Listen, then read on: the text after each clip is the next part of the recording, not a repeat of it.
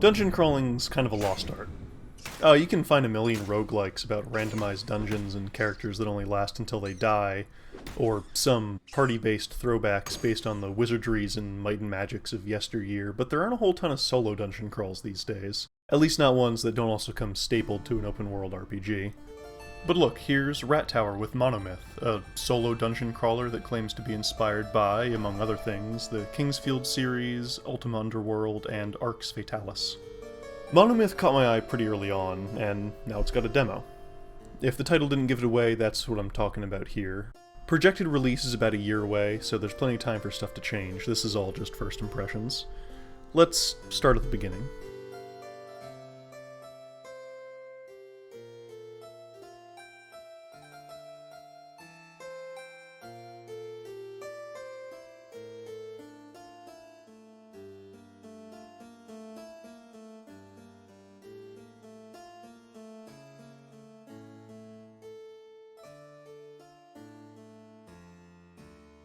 Alright, you're all caught up. MONOMYTH's a bit light on story at the moment. Other than the crawl, you can find a couple notes here and there that seem to be set before whatever turned Lysandria into an infested hell castle. They were preparing for some attack, and they're taking it seriously enough to collapse mountains over parts of the road. Sounds like bad news. Seeing the aftermath, I can imagine that it was. Though, maybe polite bad news? Everything's in pretty good shape.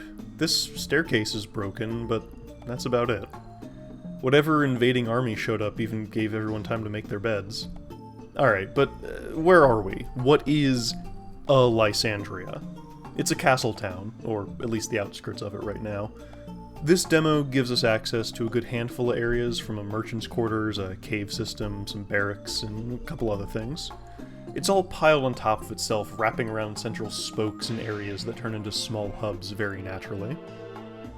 Pretty early on, you come across a door that promises to lead further inward, sealed by a magical barrier and awaiting the placement of 4 magical runestones. So that's the goal. Search the area for the runestones to gain entry to the inner parts of the city. Along the way, you'll fight enemies, find new items, unlock shortcuts, and learn to orient yourself with the various landmarks of the world. Let's just go ahead and invoke the name of Dark Souls and its Metroidvanial ilk right here.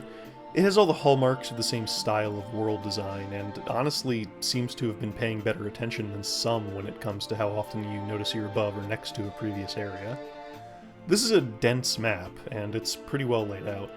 Not always. There are a couple areas where rooms might be a bit too similar, or a minor landmark is repeated, and I'd have to stop and take a minute to remember where exactly I was.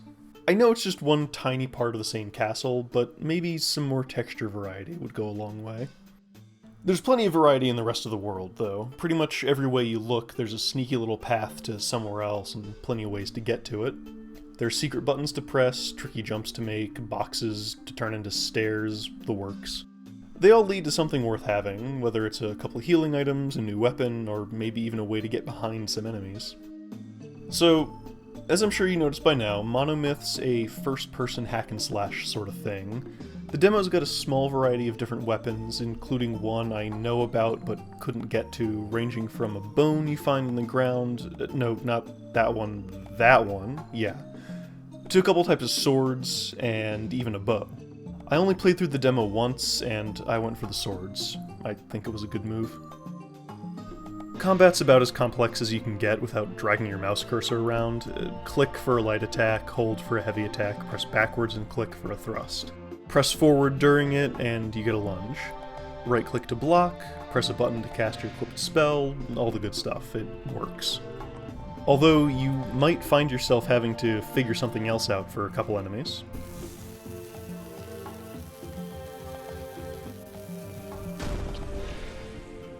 As for the stuff you can attack, it's a bit limited, even for a demo. Zombies in 3 flavors, big rats, and exactly 3 slimes. If I missed anything, whoops, but that's what I found on the main path and a decent amount of exploration. Enemies are reasonably deadly, which is good, because they're sure not too smart. Or are they too smart? Alright, there are these guys with shields that are pretty nasty compared to everything else right now. They'll try to block and catch your attack, and that opens you up for a very nasty counterattack that they're way too happy to capitalize on. Luckily, I was running with Magic Missile, so... Governing it all is a familiar system of stats and skills. Stats are how you hit your number thresholds for being able to use certain weapons and spells, and skills are how good you are at other things, like sneaking, talking, using different types of weapons, that sort of stuff. Leveling up is done in a very Dark Souls way of buying stat increases from a pool of earned XP, not actually hitting an amount of experience to level up. Leveling a stat then gives you a skill point. It's all pretty reasonable. You do this at a shrine, which is also where you can attune spells or pay to cleanse yourself of sin. Oh, I don't have any of that, so... But no, now I do. Okay, time to buy an indulgence. I'm clean again. Okay. I'm not sure what this does, or what it will do, or even what I did to get this, but I'm sure it'll matter at some point. What's unfortunate is something that comes up from a collection of a few things. See, enemies don't respawn even if you die, so there's a limit to how much XP you can actually get. Pretty much the only thing that doesn't require extra stats to use is the Bone Club they give you at the very start, and you can't even equip weapons you don't have the stats for, so before you can even give that rusty short sword a few test swings, better level up your strength. No holding with two hands here. Ditto for the bow and dexterity. I just wanted to try out the water arrows, but I can't even hold the damn thing without another 2 levels. Skills are the same story. I think in the demo the only thing you should put points into is lockpicking, because you won't have a chance to get much use out of anything else. Speech? Well, there's nobody to talk to. Athletics? Sure, there are a lot of areas to explore, but there are also enough tools around the environment to equal having as many points as you could put into it right now. This arcane connection thing promises to regen my mana at high enough levels, but I don't think I can quite get it there. Stealth? Well, there's a robust system being built, but nothing really worth sneaking past right now. Even the scariest enemies can be dealt with in other ways. But more on stealth in a sec. It's odd that for a demo there's no neutral space full of dead simple level 0 locks, or a harmless enemy to practice stealth on, or a bored NPC you can explore the speech system with, or even a simple weapon rack full of wooden swords and child-sized bows to test out each weapon before committing. One thing is clear: this is the beginning of the game. Not just in the sense that of course you'd start out pretty weak without all that many options. No, this is the beginning of the game. The systems you can play with in the demo are supposed to blossom into fully realized features over the course of hours of gameplay. Here, you're only seeing the very start of it. I don't know what it'll end up looking like, I just know that right now if I want to try shooting a torch with a water arrow, I have to roll up an entirely new character focused exclusively, at least in this environment, on using the bow. So, it's a little limiting, but I don't want to suggest that makes it bad. The amount of stuff on display is really impressive, and it's clear that a lot of care is going into this. Like that stealth system. It's very Thief, if the water arrows didn't give it away. Different surfaces make different levels of noise when you walk on them, and I'm at least reasonably certain that this guy heard me when I stepped on the tile. You can pick up and throw random bits of clutter to distract enemies, snuff out big lights, tip smaller ones over, all the good stuff. There's actually a lot to interact with, and I know we'll be seeing more. Literally, one of the Kickstarter goals was more interactables. And it's not like the game's short on it now. You can cook food, throw stuff around, throw stuff onto pressure plates to check for traps, sit in this chair, play a harp. You can wash bandages to make them usable again, that's nice. Sleep in a bed, I don't know what it does, but I had a cool dream, I guess. And yeah, there's obviously a hefty dose of immersive sim all around. Dev's words, not mine, just to be clear. Don't ask me to get into the definition wars. Is Skyrim an immersive sim? I don't know, do you want it to be?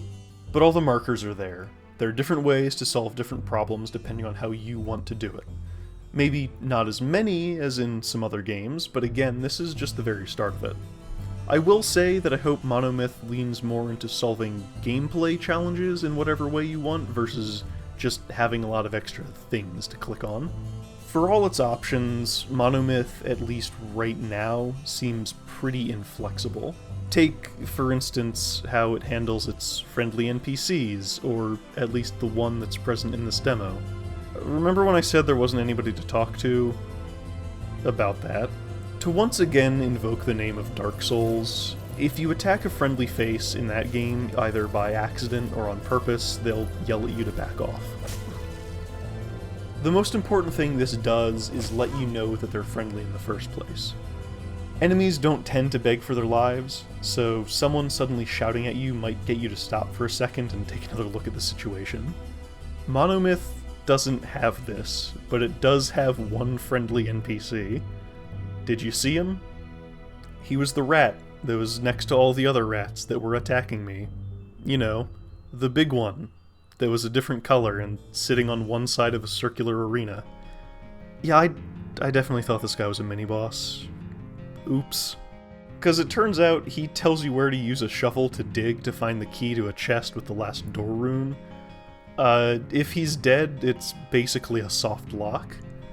Now, sure, you could find the key on your own, given the context of the shovel being outside the entrance to this cave area, but the mines are big, and there are a lot of places to look, and plenty of places that actually look like you're supposed to dig. Again, it's just a general inflexibility. Is this rat really the only way to know where to dig? Did I miss a note about where to find the key? The best part, and arguably the whole point of immersive sims, is being able to tackle a problem any number of different ways. And for the main path of progression to only have one very failable solution seems at odds with that philosophy. Other than that one big point, the demo impressed me. I think there's a lot to look forward to.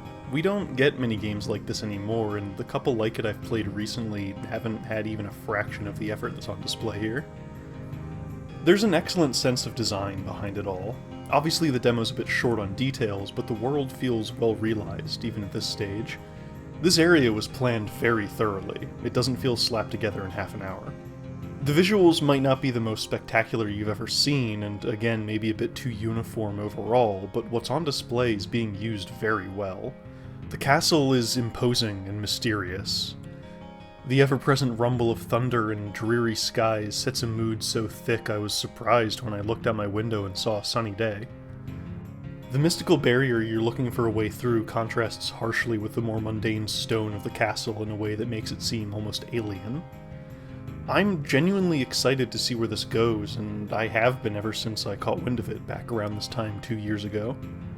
MONOMYTH ran a very successful Kickstarter campaign and is currently slated for release in about a year. That's a lot of time for everything to come together, and even though I feel like some stuff's not quite there yet, I can tell that it's all most likely going to go in the right direction. It just has a certain feel to it that Rat Tower knows what to do, even if they haven't quite gotten there just yet. There's a lot here, and a lot to like. There's also a lot it seems to be pointing to, off in the distance, just outside where the demo ends. I think it'll be fun. If you're interested, check out the demo for yourself. It's on Steam, itch, and IndieDB, so you've got options. Just learn from my mistakes. Take lockpicking, not arcane connection.